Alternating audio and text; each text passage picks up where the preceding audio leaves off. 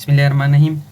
Clinical aspects of न्यूप्लेसिया, इसमें ये कहते हैं कि जो बिनाइन ट्यूमर है एंड मेलिग्नेंट ट्यूमर है, ये दोनों क्या करते हैं, हेल्थ प्रॉब्लम काज कर सकते हैं, मॉर्बिडिटी एंड मॉर्टिलिटी दोनों से हो सकती है। लेकिन जो मेलिग्नेंट होता है ये बहुत ज़्यादा थ्रेटनिंग है एज़ कम्पेयर टू बिनाइन। सही है। फिर इन्होंने चीफ पॉइंट्स डिस्कस किया है कि किन किन चीज़ों पर डिपेंड करता है कि जो न्यूप्लेसिया होगा वो डेंजरस होगा, सही है, मोर फेटल होगा, एक लोकेशन पर, सही है। और दूसरा दूसरा है इम्पिंगमेंट एंड एडजेसेंट स्ट्रक्चर, यानी कि ये एडजेसेंट स्ट्रक्चर्स को नुकसान पहुंचाते हैं या नहीं पहुंचाते। दूसरी नंबर फंक्शनल एक्टिविटी, यानी कि कुछ सेल्स ऐसे होते हैं जब वो न्यूप्लास्टिक बन जाते हैं तब वो हार्मोन सिंथेसिस स्टार्ट कर देते हैं, या नॉर्मली जितना हार्मोन्स प्रोड्यूस करते थे उससे ज़्यादा स्टार्ट कर देते हैं, सही है। इसके साथ साथ है पैरान्यूप्लास्टिक सिंड्रोम, तो ये अलग इन्होंने एक बड़ा टॉपिक डिटेल में डिस्कस किया है। फिर आ जाता है bleeding in infection when the tumour ulcerate adjacent organ. इसकी का मतलब ये कि जो ट्यूमर होते हैं वो इतना डेंजरस बन जाता है कि वो ऑर्गन्स को पोर करने लगता है, सही है। फिर रप्चरिंग इन इन्फार्क्शन, यानी कि इर्द गिर्द की सेल को डैमेज और डेथ कर देते हैं। आखिर में कैकेक्सिया या वेस्टिंग ऑफ बॉडी वेट, इसको भी अलग डिटेल में डिस्कस किया है, ये बाद में डिस्कस करेंगे और बाकी के पॉइंट्स यहाँ पर डिस्कस किए हैं, सही है। पहले आ जाते हैं लोकेशन पर। लोकेशन में ये कहते हैं कि एक स्मॉल कार्सिनोमा होता है पिट्यूटरी ग्लैंड का, सही है, जिसको पिट्यूटरी इंटिनोमा कहते हैं। ये क्या करता है कि पिट्यूटरी के अंदर तो बहुत सारे हार्मोन्स के लिए साइट्स होते हैं, सही है, उनको कंप्रेस कर देते हैं, जिसकी वजह से डिफरेंट ग्लैंड्स कंप्रेस हो जाती है और क्या हो जाते हैं, हाइपोपिट्यूटरिज्म। ये फिर एक अलग सिंड्रोम है, अलग डिटेल है इनके, लेकिन ये एक बहुत डेंजरस कंडीशन है। इसके अलावा 0.5 सेंटीमीटर ल्यूमायोमा यानी स्मूथ मसल की जो कैंसर होता है वो बन जाता है। एज अ रिजल्ट क्या हो सकता है, हमारे जो रेनल आर्टरी के वाल होते हैं वो किसी दूसरी जगह सप्लाई स्टार्ट कर देते हैं या वो ऑब्स्ट्रक्ट हो जाते हैं, जिसकी वजह से जो ब्लड सप्लाई होती है हमारे रेनल सेल्स के वो कम हो जाते हैं, जिसकी वजह से रेनल इस्कीमिया हो जाते हैं और हमारी रेनल सेल डेथ होने की तरफ स्टार्ट हो जाते हैं। इसके अलावा जब कम ब्लड जाते हैं हमारे किडनी में तो वहाँ पर डिफरेंट मैकेनिज्म है ब्लड प्रेशर को राइज करने के लिए, तो वहाँ पर वो जब महसूस कर देते हैं कि ब्लड प्रेशर कम है, इसलिए वो क्या स्टार्ट कर देते हैं, हाइपर टेंशन का के लिए मैकेनिज्म स्टार्ट करते हैं। तो as a result hypertension भी हो सकती है, ऑलरेडी हमने फिजियोलॉजी में पढ़ा है। इसके अलावा जो स्मॉल से कार्सिनोमा होते हैं, सही है, ये क्या कर सकते हैं, ये जाकर जो हमारा बाइल डक्ट होता है, कॉमन बाइल डक्ट, उसके थ्रू जाकर डिफरेंट बिलियरी ट्रैक्ट्स को ऑब्स्ट्रक्ट कर सकते हैं, जिसके रिजल्ट में डिफरेंट डाइजेस्टिव प्रॉब्लम्स आ सकती हैं। फिर आ जाते हैं फंक्शनल पर। फंक्शनल में क्या कहते हैं, अगर पेनक्रियाटिक सेल्स की एडिनोमाज हो जाए या कार्सिनोमाज हो जाए तो एज अ रिजल्ट वहाँ की सेल बहुत ओवर फंक्शन हो जाएंगे और इंसुलिन को ज़्यादा इंसुलिन को ज़्यादा प्रोड्यूस करने लगेंगे। एज अ रिजल्ट हाइपर इंसुलिनिज्म हो जाएगा, ये भी एक अलग सिंड्रोम है। इसके अलावा जो एड्रिनल कॉर्टेक्स है उसकी एडिनोमा और सार्कोमास क्या कर सकते हैं, स्टेरॉयड हार्मोन के प्रोडक्शन बहुत ज़्यादा कर सकते हैं। एज अ रिजल्ट क्या होगा, डिफरेंट हीमोस्टेटिक चेंजेस आ जाएंगे, एबनॉर्मल हीमोस्टेटिक चेंजेस। उसमें एक आता है अल्डोस्टेरोन हार्मोन की अगर प्रोडक्शन बहुत ज़्यादा हो जाए तो हमारे सोडियम की रिटेंशन बहुत ज़्यादा हो जाएगी, एज अ रिजल्ट हाइपरटेंशन हो जाएगा और जो वाटर होता है उसका एब्जॉर्प्शन भी बहुत ज़्यादा हो जाएगी। इसके अलावा हाइपोकेलीमिया, कैल्शियम की पोटेशियम की कंसनट्रेशन कम हो जाएगा, as a result heart problems आ सकते हैं, सही है।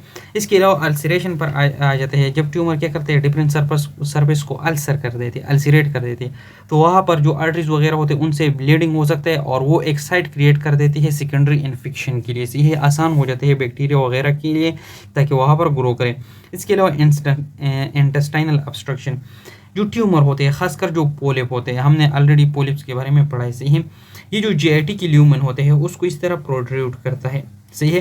ये जो प्रोडक्शन है बहुत सारे पॉलिप्स की, ये क्या कर सकते हैं, पेरिस्टालिक के मूवमेंट के दौरान पुल हो सकते हैं, सही है। इसके अलावा ये पेरिस्टालिक मूवमेंट को ऑब्स्ट्रक्ट कर सकता है, यानी कि पेरिस्टालिक मूवमेंट की इंटरप्शन करता है। इसके अलावा ये इंटरसेप्शन जो है, इसमें क्या होता है कि डिफरेंट फोल्ड्स हमारे इंटेस्टाइन की जो होते हैं एक दूसरे से फोल्ड हो जाते हैं, जिसकी वजह से भी बहुत ज़्यादा पेरिस्टालिक मूवमेंट और डिफरेंट प्रॉब्लम एराइज हो सकती है। इसके अलावा obstruction in infarction of the intestinal या जीआईटी की सेल्स की हो सकते हैं। कैंसर के कैक्सिया और पैरान्यूप्लास्टिक सिंड्रोम, अभी तक हमने जो पढ़े ना क्लिनिकल एस्पेक्ट्स ऑफ न्यूप्लेसिया में, बाकी 4 पॉइंट्स पढ़ चुके हैं, लेकिन ये 2 मेन इन्होंने एक्चुअली सिंड्रोम्स लिए, सही हैं। अब कैक्सिया एक्चुअली कहती किसे, ये एक मसल वेस्टिंग डिजीज़ होता है जिसमें हमारे फैट्स में एट्रोफी आता है, मसल्स में एट्रोफी आता है, और इसी तरह इन दोनों की वजह से जब इसकी एट्रोफी हो जाती है, इसकी सेल डैमेज हो जाती है, ख़त्म हो जाती है, तो हमारा वेट लॉस होता है।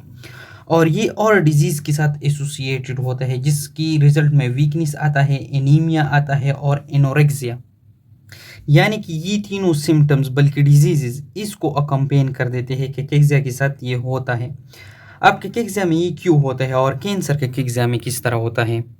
तो सबसे पहले बात ये कहते हैं कि कैकेक्सिया जो होता है ये इसी वजह से नहीं होता कि हमारी जो ट्यूमर था उसके लिए बहुत ज़्यादा न्यूट्रिएंट्स दरकार थे और उसने वो न्यूट्रिएंट्स खा लिए, जिसके रिजल्ट में फैट्स मसल्स वगैरह जो होते हैं वो ख़त्म हो गए और बॉडी की मसल वेस्टिंग हो गई या बॉडी वेट लॉस हो गया। बल्कि किस वजह से होता है कि ये ट्यूमर जो होते हैं ये कुछ सॉल्युबल फैक्टर्स रिलीज करते हैं, जिस तरह cytokine, specially tumour necrotic factor और ग्रोथ फैक्टर रिलीज करते हैं, जिसकी रिजल्ट में क्या होता है, हमारी जो कैलोरिक एक्सपेंडिचर होता है या कैलोरी एक्सपेंडेशन जो होता है या एनर्जी एक्सपेंडेशन जो होता है वो बहुत हाई होता है, क्योंकि हमारा मेटाबॉलिक रेट बहुत हाई होता है। अब एक तरफ ये है, दूसरी तरफ क्या है कि एनोरेक्सिया होता है, यानी कि बंदी का एपेटाइट लॉस हो जाता है। अब बंदा फूड भी नहीं ले रहा और अंदर उसका मेटाबॉलिक रेट भी ज़्यादा है, अंदर जो कैलोरिक एक्सपेंडिचर है वो भी ज़्यादा है, तो ज़ाहिरी बात है बॉडी अपने मसल्स और फैट्स वगैरह को यूज़ करेंगे। और नॉर्मली क्या होता है, जब बंदे को एपेटाइट नहीं लगता, स्टारवेशन होता है, वहाँ पर हमारा मेटाबॉलिक रेट डिक्रीज होता है, लेकिन यहाँ पर उल्टा मेटाबॉलिक रेट हाई होता है। इसी वजह से होता है। ये जो ट्यूमर नेक्रोटिक फैक्टर है ये दो काम करते हैं, एक ये हमारे एपेटाइट को सप्रेस कर देते हैं और दूसरी तरफ ये क्या कर देते हैं, ये इनहिबिट करते हैं लाइपोप्रोटीन लाइपेज को, जो लाइपोप्रोटीन से रिलीज करता था फ्री फैटी एसिड्स को। तो अब ये प्री फैटी एसिड क्या होंगे, ये रिलीज नहीं होंगे क्योंकि ये एंजाइम इनहिबिटेड है। इसी के रिजल्ट में क्या हो जाते हैं, हमारी बॉडी के वेट लॉस हो जाते हैं और कैंसर की वजह से, इसीलिए इसको कहते हैं कैंसर कैकेक्सिया। अब आ जाते हैं पैरान्यूप्लास्टिक सिंड्रोम। पैरा का मतलब है के साथ, न्यूप्लाज्म के साथ या कैंसर के साथ जो सिंड्रोम्स होता है या बहुत ज़्यादा डिजीज़ की कम्प्लेक्सिटी इसके साथ रिलेटेड होते हैं उसको पैरान्यूप्लास्टिक सिंड्रोम कहते हैं। अब यहाँ पर क्या होता है कि ये ग्रुप ऑफ डिसऑर्डर्स होते हैं जो कि हमारा इम्यून सिस्टम जो होता है वो इन रिस्पॉन्स टू न्यूप्लेजिया क्या करता है कि इतना एबनॉर्मल रिस्पॉन्स शो करता है कि नॉर्मल हेल्थी सेल पर अटैक कर देते हैं, जिसकी वजह से हमारे बॉडी का हेल्थ सिस्टम जो है और ख़राब हो जाता है। अब इम्यून सिस्टम का फंक्शन क्या था कि न्यूप्लेजिया के खिलाफ लड़े। अब न्यूप्लेजिया के खिलाफ लड़ने के साथ साथ ये जब हमारे सिस्टम्स को डैमेज कर देते हैं तो और डिजीज़ और डिसऑर्डर एराइज हो जाती है बॉडी में, जिसको फिर हम कहते हैं पैरान्यूप्लास्टिक सिंड्रोम। अब सिंपली यहाँ पर क्या करते हैं, ये हमारी न्यूप्लाज्म की इनिशियल एबनॉर्मल स्टेजेस शो करता है। जो कैंसर पेशेंट होते हैं उसकी क्लिनिकल इलनेस और लीथल यानी कि कितना ये जो होते हैं फेटल है, डेंजरस है, ये शो करता है। सही है। इसके अलावा इसकी जो सिम्टम्स होते हैं वो ऐसे लगते हैं जिस तरह की एक ट्यूमर मेटास्टेसाइज हो। सही है, इसी तरह लगते हैं। इसीलिए इनके ट्रीटमेंट में कन्फ्यूजन होता है, कन्फाउंडिंग होता है कि आया ये ट्यूमर क्या मेटास्टेसाइज कर चुका है या कोई और डिजीज़ है बॉडी में। सही है। अब इसके साथ जो न्यूप्लिज्म के साथ जो एसोसिएटेड डिजीज़ होते हैं वो लंग कैंसर के साथ होते हैं, ब्रेस्ट कैंसर के साथ होते हैं या हेमाटोलॉजिक मेलिग्नेंसी या ब्लड मेलिग्नेंसी के साथ होती है। इसके ऊपर एक बहुत बड़ा टेबल बना हुआ है, लेकिन जो मेनली इन्होंने डिस्कस किए मेन पॉइंट्स जो एमसीक्यूज लिहाज से इंपॉर्टेंट है वो मैंने यहाँ पर लिए हैं। इसमें सबसे पहले ये कहते हैं हाइपर कैल्सीमिया डिसऑर्डर से। हाइपर कैल्सीमिया में क्या होता है कि हमारा कैल्शियम लेवल एराइज होते हैं। कैल्शियम लेवल यहाँ पर क्यों एराइज होते हैं, वो कुछ फैक्टर्स की वजह से एराइज होते हैं, क्योंकि कुछ पैरान्यूप्लास्टिक सिंड्रोम में पैराथायराइड हार्मोन्स जो होते हैं उसी की तरह प्रोटीन्स बनना शुरू हो जाते हैं, जिसको पैराथायराइड रिलेटेड हार्मोन्स कहते हैं। और ये क्या करते हैं, कैल्शियम की एब्जॉर्प्शन करते हैं। और ये कौन रिलीज करता है, ये ट्यूमर। सही है। इसके अलावा ट्रांसफॉर्मिंग ग्रोथ फैक्टर अल्फा या विटामिन डी की एक्टिव फॉर्म या इसके अलावा ऑस्टियोलिटिक मेटास्टेटिक डिजीज़, हमारे जो बोन्स होते हैं उसकी ऐसे डिजीज़ जो ट्रांसफ़र करती है बॉडी के अंदर एक जगह से दूसरे डिस्टेंट जगह पर। सही है। ये सब क्या कर देते हैं, ये एक्चुअली कैल्शियम के लेवल को ब्लड में राइज करते हैं। सही है, जिसको हाइपर कैल्सीमिया कहते हैं। तो कुछ न्यूप्लाज्म कैंसर्स के साथ हाइपर कैल्सीमिया होते हैं। और कौन कौन से कैंसर के साथ, मोस्ट इंपॉर्टेंटली जो स्क्वेमस सेल कार्सिनोमा होता है लंग्स की। इसके बाद आ जाते हैं कुशिंग सिंड्रोम। अब कुशिंग सिंड्रोम की जो ट्यूमर होते हैं वो एक्टोपिक प्रोडक्शन करते हैं, यानी कि एबनॉर्मल प्रोडक्शन करते हैं। कौन से हार्मोन की, ACTH एडिनोकार्टिकोट्रोपिक हार्मोन्स के। और इसके अलावा ये भी कुछ ऐसे पॉलीपेप्टाइड बनाते हैं जो कि एडिनोकार्टिकोट्रोपिक हार्मोन की जैसा होता है। और ये कौन से कैंसर्स में होते हैं, स्मॉल सेल लंग कार्सिनोमा में होते हैं। सही है। तो ये भी डिफरेंट डिसऑर्डर्स का करते हैं जिसको कुशिंग सिंड्रोम है, आप लोगों ने डिटेल में पढ़ा होगा। इसके बाद हाइपर कोआगुलेबिलिटी। सही है। इसका मतलब क्या होता है कि हमारे जो ब्लड होते हैं वो वेसल्स के अंदर ही कोआगुलेट होना स्टार्ट कर देते हैं, जिसकी वजह से डिफरेंट थ्रोम्बस बनते हैं। ये कहाँ पर होते हैं? जो वीनस थ्रोम्बोसिस में होते हैं या कोई ऐसा नॉन बैक्टीरियल थ्रोम्बोलिटिक एंडोकार्डाइटिस सही है, उसमें ये कौन से कार्सिनोमा के साथ रिलेटेड होते हैं? पेनक्रियास कार्सिनोमा के साथ, सही है।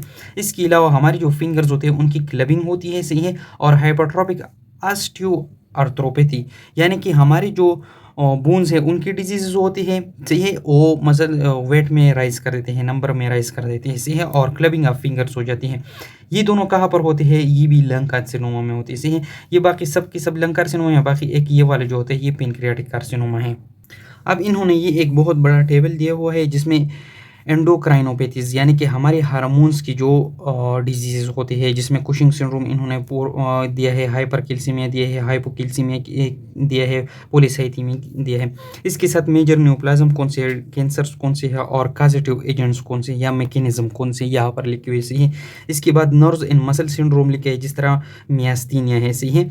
इसके बाद डर्माटोलॉजिक डिसऑर्डर्स है, यानी कि हमारे स्किन, हेयर, नेल्स के साथ क्या क्या हो सकता है, सही है। इसके अलावा osseous articular and soft tissue disease यानी कि बोन्स, जॉइंट्स वगैरह के बारे में बताया है। वास्कुलर एंड हेमाटोलाइटिक चेंजेस यानी कि ब्लड वेसल्स और लिम्फेटिक वेसल्स हो गई, या इसके अलावा ब्लड चेंजेस में जो के साथ जो कार्सिनोमा इन्वॉल्व होते हैं। और अदर्स में इन्होंने नेफ्रोटिक सिंड्रोम दिया है, जो कि हम सबको पता है किडनी के साथ रिलेटेड है, सही है।